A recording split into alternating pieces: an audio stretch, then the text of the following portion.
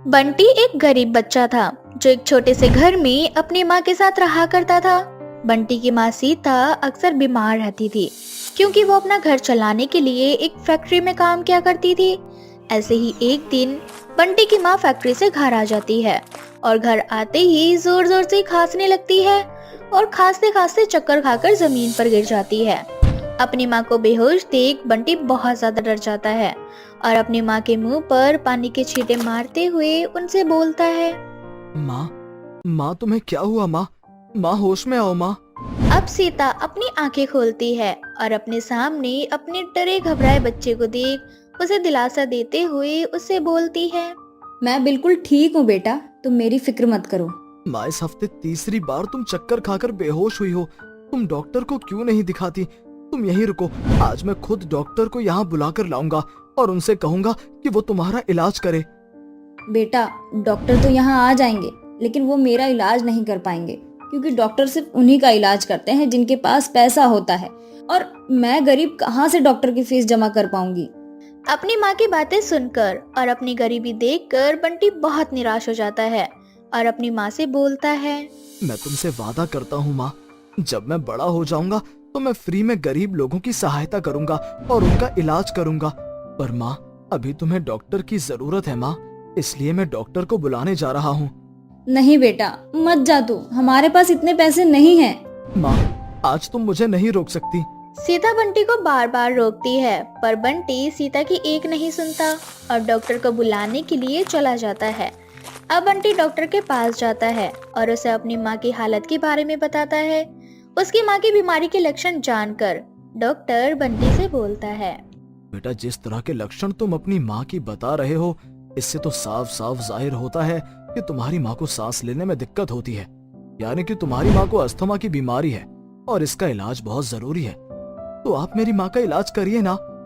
बेटा, मैं तुम्हारी माँ का इलाज घर पर नहीं कर सकता, इसके लिए तुम्हें अपनी माँ को हॉस्पिटल लाना होगा, साथ ही हॉस्पिटल की फीस भी भरनी होगी। कितनी फीस भरनी होगी डॉक्टर? यही कुछ 4-5 लाख रुपए। ये कितनी बड़ी रकम है डॉक्टर साहब, मैं नहीं जानता, क्योंकि हमारे पास तो इतने पैसे ही नहीं हैं और मेरी माँ के अलावा मेरा इस दुनिया में भी कोई नहीं है। अरे गरीब फकीर अनाथ बच्चे, जब तेरे पास अपनी माँ का इलाज करवाने के लिए पैसे ही नहीं है तो यहाँ खड़ा होकर अपना और मेरा टाइम क्यों जाया कर रहा है?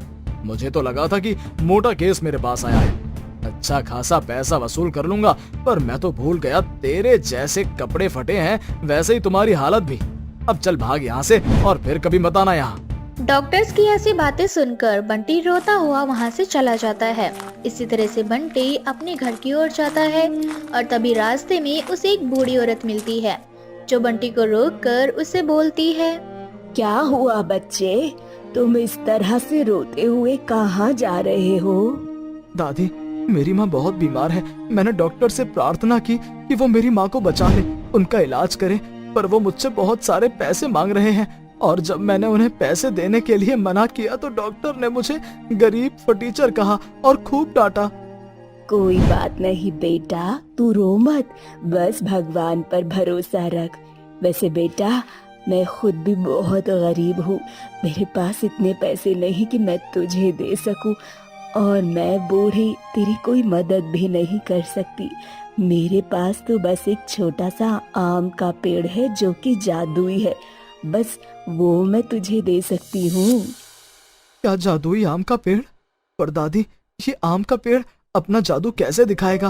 और अगर सच में ये छोटा सा आम का पेड़ जादुई है तो ये जादुई आम का पेड़ आपके पास कैसे आया? तुम सच में बहुत नादान और भोले हो बेटा, पर जब तुम मेरा असली रूप देखोगे तो तुम्हें सारे सवालों के जवाब खुद मिल जाएंगे। इतना बोलकर वो बूढ़ी औरत एक परी में तब्दील हो जाती है। अपने सामने परी को देख बंटी को अपनी आंखों पर विश्वास नहीं होता और बंटी परी से बोलता है, आप तो कहानी वाली परी निकली जो बच्चे की सारी इच्छाएं पूरी करती हैं। सही कहा बंटी तुमने, और अब मैं यहाँ तुम्हारी इच्छा पूरी करने आई हूँ। तो ये लो जादुई आम का पेड़, और इसे अपने घर के बाहर लगा देना। कल सुबह जब तुम उठोगे तो तुम देखोगे कि जादुई आम का पेड़ रातों रात विशाल जादुई पेड़ में बदल चुका है, और इस पर लगे आम कोई साधारण नहीं होंगे, बल्कि इस पेड़ में लगे सभी आम सोने के होंगे। और जब तुम अपने हाथों से इस पेड़ पर लगे आम को तोड़कर अपनी माँ को खिलाओगे ना, तो वो एक जड़ी बूटी की तरह काम करेगा और बहुत ही जल्द तुम्हारी माँ ठीक हो जाएगी। सच में? और अगर मैं अपनी माँ के अलावा और भी गरीब बीमार इंसानों को जादू सोने का आम खिलाऊंगा तो क्या ये सब भी ठीक हो जाएंगे? हाँ बंटी, अब जाओ और सुबह होने से पहले इस जादुई सोने के आम के पेड़ को अपने घर के बाहर लगा दो, ताकि जादुई आम का पेड़ तुम्हें अपना जादू दिखा सके। इस तरह से परी वहां से गायब हो जाती है और बंटी जल्दी से घर जाकर जादुई सोने के आम के पेड़ को अपने घर के बाहर लगा देता है। और जब वह अगली सुबह उठता है तो सच में जादुई सोने के आम के पेड़ बड़े हो चुके होते हैं। साथ ही उन पेड़ों में आम भी लगे होते हैं जो कि सोने के ही होते हैं। ये देखकर एक पल के लिए बंटी को अपनी आंखों पर विश्वास नहीं होता और वह अपनी माँ को ये दृश्य दिखाता है। ये दृश्य देख सीता बंटी से बोलती है, बंटी बेटा, ये तो सच में जादुई सोने के आम हैं, लेकिन हमारे घर के बाहर रातों रात सोने के आम के पेड़ कहाँ से आ गए? अब बंटी अपनी माँ को सारी बात बताता है। साथ ही वो उस पेड़ से एक आम तोड़कर अपने हाथों से उन्हें काटकर अपनी माँ को खिलाता है। जादुई सोने के आम खाते ही सीता की सारी बीमारी दूर हो जाती है और वो बिल्कुल स्वस्थ हो जाती है। जिसके बाद सीता जादुई सोने के आम को तोड़कर मार्केट में जाकर बेच आती है और इस तरह से सीता और बंटी धीरे धीरे अमीर होने लगते हैं। पर बंटी, जिसका एक ही सपना था कि वो गरीब और बीमार लोगों की मदद करे, इसलिए अब छोटा बंटी अपने घर के बाहर बड़े बड़े शब्दों में लिखता है, यहाँ हर गरीब बीमार व्यक्ति का फ्री में इलाज होता है। अगर आपको अपना इलाज करवाना है तो हॉस्पिटल में ना जाकर यहाँ आइए बंटी हकीम के पास। इस तरह से अब बंटी के घर के बाहर लंबी कतार लग जाती है और बंटी अपनी जादुई आम की मदद से गांव के सभी गरीब बीमार लोगों का इलाज करता है। और समय के साथ बंटी बड़ा होता है, साथ ही समझदार भी, और वह अपनी समझदारी से अपना सपना पूरा करता है। रामू बहुत गरीब था। वो अपनी बेटी दिशा और अपनी बीवी तारा के साथ रहा करता था। रामू अपनी बेटी को स्कूल भेजना चाहता था, लेकिन गरीब होने की वजह से वो अपनी बेटी को कभी स्कूल नहीं भेज पाता। रामू अपने घर की आर्थिक व्यवस्था चलाने के लिए मजदूरों की तरह खेतों में काम किया करता। उसे जो भी छोटा मोटा काम मिलता वो उसे करके अपने 2 वक्त के खाने का इंतजाम कर लिया करता। ऐसे ही एक रोज रामू खेती करके घर आता है। तभी उसकी बेटी बोलती है, पिताजी आप आ गए, मेरे लिए क्या लेकर आए? अपने पिताजी को माफ करना बेटी, पर आज भी तेरे पिताजी तेरे लिए कुछ नहीं ला पाए। पर मैं तुझसे वादा करता हूँ, एक दिन मैं तेरी इच्छा जरूर पूरी करूँगा। इतना बोलकर रामू अपनी आज की दिहाड़ी अपनी बीवी के हाथ में थमा देता है। अब हमेशा की तरह सुबह होते ही रामू काम के लिए निकल जाता है और आज भी उसे खेत में एक छोटा मोटा काम मिल जाता है। शाम को अपना काम करके रामू घर जा रहा होता है। तभी एक व्यक्ति अपने हाथों में सुनहरी मुर्गी लेकर आता है और रामू से बोलता है, भाई मेरा एक छोटा सा काम करोगे? कैसा काम साहब? ये मेरी सुनहरी मुर्गी है। मैं इसे अपने दोस्त के घर ले जा रहा था उसे गिफ्ट करने के लिए, परंतु अचानक से मेरे घर से फोन आ गया। मुझे पता चला कि मेरे बेटे की तबीयत बहुत खराब हो चुकी है, जिस वजह से मुझे घर वापस जाना पड़ रहा है। परंतु आज मेरे दोस्त का बर्थडे है तो मुझे ये मुर्गी उसे गिफ्ट करनी है। अगर तुम ये सुनहरी मुर्गी मेरे दोस्त को दे आओगे तो मैं बदले में तुम्हें इसके पैसे दूंगा। पैसे का नाम सुनकर रामू खुश हो जाता है और उस आदमी से बोलता है, ठीक है साहब, आपका काम हो जाएगा। आप मुझे एड्रेस बता दीजिए। ठीक है, मैं तुम्हें एड्रेस देता हूँ, परंतु कल सुबह 10 बजे तुम मुझे इसी जगह पर मिलना। मैं अभी तुम्हें तुम्हारे पैसे नहीं दे सकता, परंतु कल सुबह मैं तुम्हें तुम्हारे पैसे दे दूंगा। इतना बोलकर वो आदमी रामू को वो सुनहरी मुर्गी देकर वहाँ से चला जाता है। रामू उस सुनहरी मुर्गी को लेकर चलने लगता है। तभी रास्ते में उसे किसी की आवाज सुनाई देती है, तुम अच्छे इंसान लगते हो, प्लीज मुझे उस पते पर मत छोड़ो, मुझे अपने पास रख लो और जिस आदमी ने तुम्हें मुझे सौंपा है उससे झूठ बोल दो कि मैं खो गई हूँ। अरे ये आवाज कैसी है जो मुझसे बात कर रही है, पर मुझे नजर क्यों नहीं आ रही? ये मैं हूँ रामू, तुम्हारे हाथों में सुनहरी मुर्गी। मुझे देखो, मैं तुमसे बात कर रही हूँ। अब रामू मुर्गे की तरफ देखता है और उससे बोलता है, ये कैसे मुमकिन हो सकता है? तुम तो एक मुर्गी हो, और एक मुर्गी भला इंसान से कैसे बात कर सकती है? वैसे तुम देखने में भी बहुत अजीब हो। मैंने आज से पहले सुनहरी मुर्गी कभी नहीं देखी। हाँ, क्योंकि मैं कोई साधारण मुर्गी नहीं बल्कि एक जादुई मुर्गी हूँ। देखो प्लीज, तुम मुझे उस आदमी के हाथों मत सौंपो, नहीं तो वो मुझे मार डालेगा। वो लोग बहुत लालची हैं। अगर मैंने तुम्हें बताए हुए पते पर नहीं छोड़ा तो वो आदमी मेरी जान ले लेगा। इतना बोलकर रामू सुनहरी मुर्गी की तरफ देखता है और कुछ देर सोचने के बाद सुनहरी मुर्गी को अपने साथ अपने घर ले जाता है और बोलता है, सुनहरी मुर्गी, तुम फिक्र मत करो, अब से तुम मेरे पास ही रहोगी। कल सुबह जाकर मैं उस आदमी से बोल दूंगा कि जब मैं तुम्हें लेकर जा रहा था तब तुम भाग गईं। वैसे यहाँ मेरे अलावा मेरी बीवी और मेरी बेटी रहती है। पिताजी, इस मुर्गी से क्यों बात कर रहे हो आप?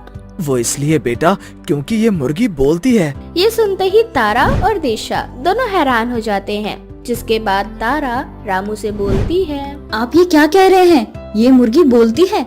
वैसे ये मुर्गी दिखने में काफी अद्भुत है। ऐसी मुर्गी मैंने आज से पहले कभी नहीं देखी। हाँ, क्योंकि मैं एक जादुई मुर्गी हूँ। मैं पहले एक तपस्वी बाबा के पास थी। उन्होंने अपनी तपस्या से मुझे सुनहरे रंग का बनाया और मेरे अंदर कुछ जादुई शक्तियाँ डाल दी। परंतु समय के साथ उनकी तबीयत खराब होने लगी, जिसके बाद मरने से पहले उन्होंने अपनी जान मुझ में डाल दी और मैं एक सुनहरी जादुई मुर्गी में तब्दील हो गई। परंतु मैं इस दुनिया की दुष्टता से अनजान थी। मैं इसी तरह से जंगल में घूम रही थी, तभी एक आदमी की नजर मुझ पर पड़ी और उसने मुझे उठा लिया। परंतु मैंने उसका भला चाहा और रोज उसे एक सोने का अंडा देने लगी। परंतु उसका लालच इतना बढ़ गया कि मैंने उसको सोने का अंडा देना बंद कर दिया ताकि उसकी अकल ठिकाने आ सके। परंतु उसके बाद मुझे उसने एक कसाई के हाथों बेच दिया और रामू को सौंप दिया कि वो मुझे कसाई तक ले जाए ताकि वो मुझे मार सके। अगर ऐसा है जादुई मुर्गी, तो तुम्हारे साथ अब कुछ नहीं होगा, क्योंकि तुम अब हमारे घर में हो। अब हमेशा हम साथ रहेंगे जादुई मुर्गी। अब इस तरह से दिशा उस मुर्गी के साथ खेलने लगती है, जिसके बाद तारा अकेले में रामू से बोलती है, ये तो आपने बहुत अच्छा किया कि इस मुर्गी की जान बचाने के लिए आप इस मुर्गी को इस घर में ले आए। लेकिन आज हम खाएंगे क्या? घर में अनाज नहीं है और ना ही पैसे जो मैं बाजार से राशन ला सकूं। तारा, तुम बिल्कुल सही कह रही हो। तुम यहीं रुकना, मैं कहीं से उधार राशन लेकर आता हूँ और जब मुझे पैसे मिलेंगे तो मैं वो पैसे चुका दूंगा। इतना बोलकर रामू वहाँ से जाने लगता है, लेकिन वो मुर्गी रामू का रास्ता रोक लेती है और उसे एक सोने का अंडा और बीज देकर उससे बोलती है, रामू, तुम और तुम्हारा परिवार बहुत अच्छा है। तुम लोगों ने मेरी जान बचाई, इसीलिए ये सोने का अंडा तुम रख लो और इस बीज को अपने घर के बाहर लगा देना। खेती करना, तब तक तुम इस बीज की खेती करोगे तुम्हें बहुत अच्छा इनाम मिलेगा। परंतु फिलहाल के लिए तुम पहले इस सोने के अंडे को बेच दो ताकि उनसे मिले पैसों से तुम अपने बीवी बच्चों का पेट भर सको। जादुई सुनहरी मुर्गी के बोलने पर रामू बिल्कुल ऐसा ही करता है और वो उसे सोने के अंडे को लेकर मार्केट में बेच आता है और घर के कुछ राशन ले आता है और घर आकर अपनी बीवी के साथ मिलकर खेती करता है। और अगली सुबह होते ही वह उसी आदमी से मिलने के लिए उस जगह पर पहुंच जाता है जहां वो आदमी पहले से ही रामू का इंतजार कर रहा होता है। रामू जैसे ही उसके पास पहुंचता है, वो आदमी रामू से बोलता है, क्यों भाई, मेरा काम हुआ या नहीं? माफ करना भाई साहब, पर मैं आपका ये छोटा सा काम नहीं कर सका। मैं जब उस मुर्गी को लेकर अपने साथ जा रहा था तभी मेरे सामने एक खतरनाक सांप आ गया और मेरे हाथ से वो मुर्गी छूट गई। उसके बाद मैंने उस मुर्गी को बहुत ढूंढा, परंतु वो मुर्गी मुझे कहीं नहीं मिली। रामू की बात सुनकर उस आदमी को बहुत गुस्सा आता है और वो आदमी रामू को पीट कर वहाँ से चला जाता है।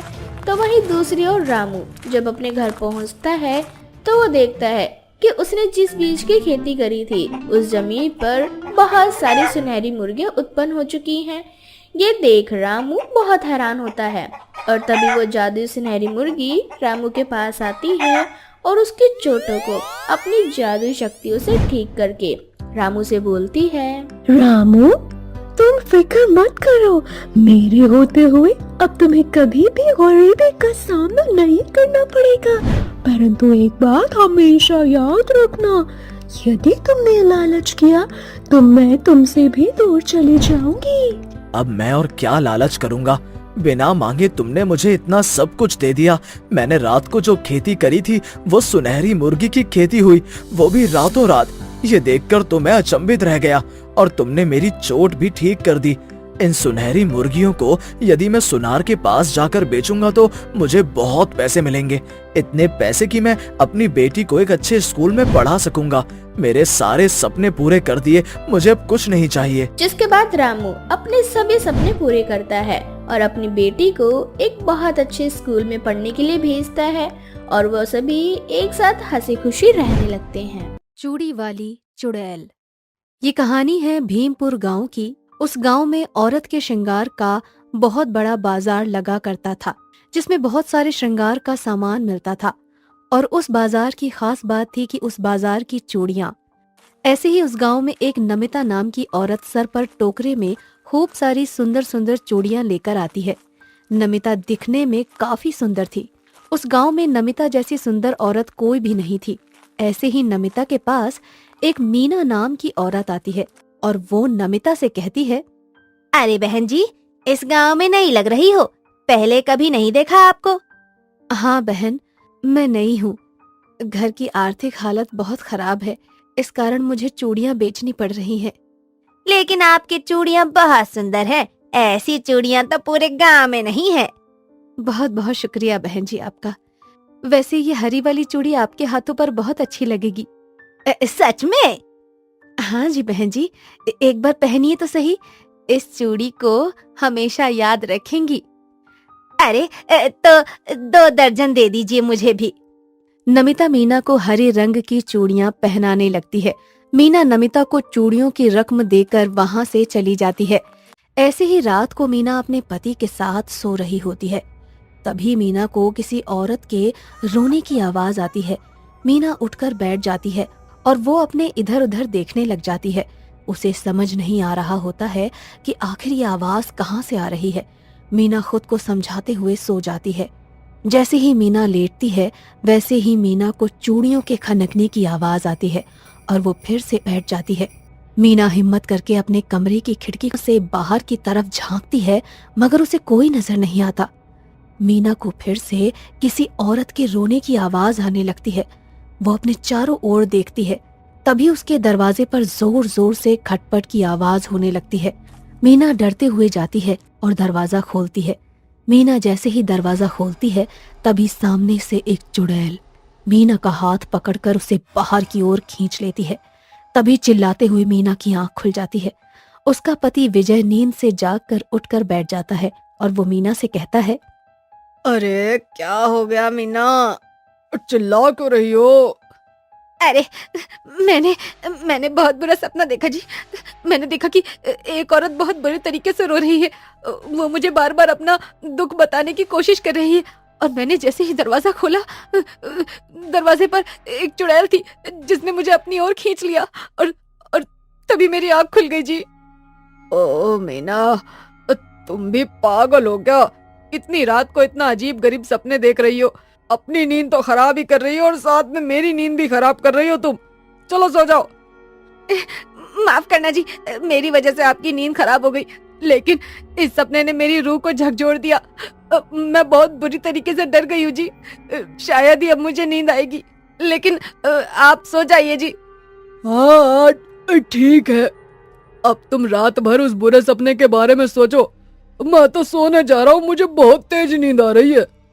विजय जैसे ही सोने लगता है तभी मीना फिर से चिल्लाती है और विजय मीना से कहता है, अरे अब क्या हुआ, फिर से कोई सपना देख लिया क्या? नहीं जी, वो मेरे हाथ में पता नहीं क्यों दर्द हो रहा है जी, बहुत दर्द हो रहा है जी। और ऐसा लग रहा है जैसे कोई मेरे हाथ को जकड़ कर रखा है, बहुत दर्द हो रहा है जी। लाओ दिखाओ अपना हाथ। विजय मीना का हाथ देखने लगता है और विजय मीना से कहता है, इतनी टाइट चूड़ी क्यों पहनी हुई है तुमने? तभी तो इतना दर्द हो रहा है तुम्हें। इन चूड़ियों को उतार दो, और इन चूड़ियों की वजह से ही तुम्हारा हाथ दर्द कर रहा है, क्योंकि ये काफी टाइट है। उतारो इन्हें। अरे आप कैसी बातें कर रहे हैं जी, ये बहुत ही अच्छी चूड़ियां है और मुझे बहुत ज्यादा पसंद आई थी। जब मैंने इसे पहना था तब मुझे ये बिल्कुल भी टाइट नहीं लग रही थी, और अब भी ये मुझे टाइट नहीं लग रही है। फिर भी पता नहीं क्यों मेरे हाथ में बहुत लग रहा है। किसी ने मेरे हाथ को कस के पकड़ कर रखा है जी। मैं कह रहा हूँ ना, चूड़ियां उतार दो। मैंने कहा ना जी कि मैं चूड़ियां नहीं उतारूंगी। ऐसे ही कुछ दिन बीत जाते हैं। मीना की हरकतों में बहुत सारे बदलाव आ जाते हैं और वो अकेले ही कमरे में कुछ से कुछ न कुछ बातें करती रहती है। ये सब देखकर विजय को बहुत ही ज्यादा अटपटा लगता है। उसे समझ में नहीं आ रहा होता है कि उसकी पत्नी को आखिर क्या हो गया है।